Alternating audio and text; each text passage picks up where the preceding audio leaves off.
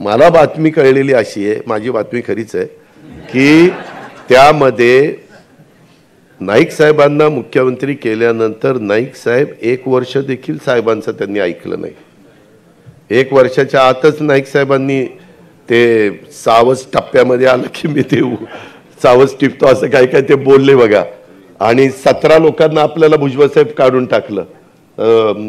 काय ते विजयदादांनी आपल्याला कळवलं की तुम्हाला 17 लोकांना मंत्रिमंडळातनं काढलं. तिथनं ते सगळी गडबड झाली.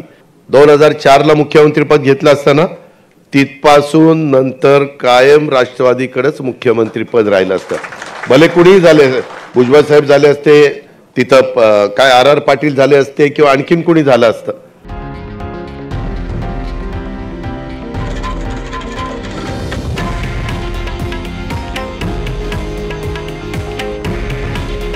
हे आहे देशातील नंबर 1 न्यूज नेटवर्क आणि आपण पाहत आहात TV9 मराठी.